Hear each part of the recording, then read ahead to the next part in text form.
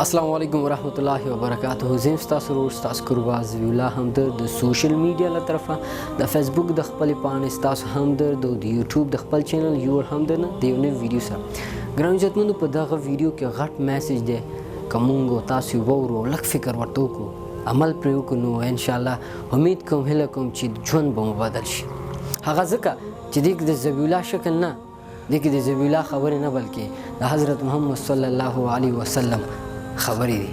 سمه یو ورځ یوه ښځه وه د کومې چې خاوند وفات شوی و، زوی وړوکی و چې کله یې مور ته وکتل نو د مور د بدن دغه حصه یې ښکارېده په جامو کې او جامې شلېدلې وې. نو دغه زوی راپاڅېدل، هغه کتن ته برداشت کېدلی نه شو او روان شو. نو مور ورته ویل چې چېرته ځې؟ وایي چې ځم کاکا ته مې او د کاکا نه مې تا ته جامې راوړم. هغه ورته ویل کاکا دې ډېر ظالم دی، یوازې نه چې تا ته څه نورې خبرې وکړي پرېږده هغه ته مه ورځه. ده ویل نه ورځم، خو بهرحال ورغی. کله چې ورغی او هغې ورسره کوم کردار وکړلو نو دغه ماشوم ژاړي او واپس را روان. لاره کې ورته یو کس میلاویږي، پوښتنه ترې کوي، وایي بچی ولې ژاړې؟ او ورته وایي چې زما د مور جامې شلېدلې وې، زه لاړم کاکا ته مې او هغې ما ته داسې خبرې وکړې، په ژړا یې واپس کړم. هغه ورته ویلې وایي زه درته کس ښیم، په حرم شریف ته لاړ شه او د محمد په نوم یو کس دی، هغه نه غوښتنه وکړه نو دغه سوال به دې نه رد کوي او ستا مدد به وکړي. خو دا درته ویم چې د هغې دین او اسلام بدل دی. کله چې دا مور ته راغی، مور ته وویل نو مور ورته وایي نه زوی هغې ته مه ورځه، خلک وایي چې هغه جادوګر دی او کله چې هغه سره څوک میلاو شي نو د هغه نه د هغه دین خوا کوي او هغه خپل مذهب ته راړی.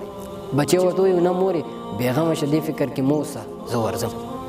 کله چې حرم شریف ته ماشوم راشي او نبي علیه السلام ته وړاندې کېږي نو د ټول نه مخکې ورته وایي چې زه ستا ګورې دین نه قبلوم، زما نه به زما دین نه هلې، ولې چې دا زما د پلار او د نیکه دی، خو غوښتنه درنه کوم. نبي علیه الصلاة وسلام ورته مسکی شو، ورته وویل وایه بچې څه غواړې؟ وایي زما د مور د بدن جامې شلېدلې دي او داسې څه نشته چې په هغې واچوم. هغې ورته خپل مبارک څادر ورکړو، ورته ویل دا ویست. کله چې څادر راواخیسته او مور ته راغی نو مور ورته وایي څنګه بچې دین خو یې درنه وانغسته، خپل دین ته خو یې راوانړولې؟ او بچې ورته وایي نه مور هغې ته ما یول کې ویلې چې ګورې زه ستا دین ته نه وړم، ما نه به زما دین نه هلې. نو مور یې چې کله د رحمت څادر په وجود واچو نو ورته یې وفرمایل وایي بچې موږ ته دین راوړل پکار دي، موږ ته ایمان قبلول پکار دی او موږ ته دا کلمه ویل پکار دی چې لا اله الا الله محمد رسول الله. مسلمانه شو. یو ورځ یو بوډۍ ښځه د کور مخې ته ناست یو د کور سامان ورسره. نبي علیه صلات وسلام په لار تېرېږي، دغه بوډۍ ورته وایي چې ای نوجوانه کولی شي دغه ګنډه لږه راوچته کړي. نبي علیه صلات وسلام کله چې بوډۍ ته ګوري او د هغه سامان ته ګوري نو وایي چې بوډۍ کمزورې ده او سامان زیات دی، نو ورته وایي زه درسره وړی شم. وایي څه مه وایي د دې نه ښه خبره چېرته ده؟ نو نبي علیه صلات وسلام ورته سامان واخیسته او ورسره روان دی. ښځه په لاره ځي او خبرې کوي. ښځه ورته وایي چې بچې زه خو ډېره لرې ځم د مکې نه، نو هغې ځای پورې به یې راسره ویشي، دا ورته مشکل نشته، خو پوښتنه درنه دا کوم چې ولې ځې د دې ځای نه؟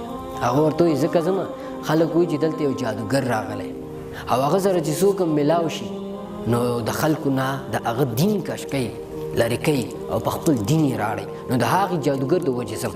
نبي علیه صلات وسلام غوسه ونه کړه، ولې چې دې ته جادوګر ویلی، دا بیا هم ورسره روان. کله چې هدف ته ورسېده هغه بوډۍ سامان ترېلي کور ته ځي، نو دې نه پوښتنه کوي چې خپل نوم مبارک خو دې راته وښیه. وایي زه به خلکو ته ویم چې په هغې مکه کې داسې ځوان هم و چې زما یې دې حده پورې مدد او کومک وکړو، نو ستا نوم راته وښیه. هغه ورته وایي دا کوم جادوګر چې ته ښیې که نه هغه زه یم، ستا په وړاندې ولاړ یم. نو وایي ښه محمد ته یې؟ وایي او زما نوم محمد دی. وایي نو بیا ستا جادو په ما وچلېده او په هماغه ټیم یې کلمه وویلې او مسلمانه شو. نو موږ او تاسو ډېر زر په خلکو باندې فتوه لګو، ورته وایو ته کافر یې، ته منکر یې، دا بېایمانه دی، دا داسې دی او دا هغسې دی، دا دې پارټۍ والا دی او دا دې پارټۍ والا دی.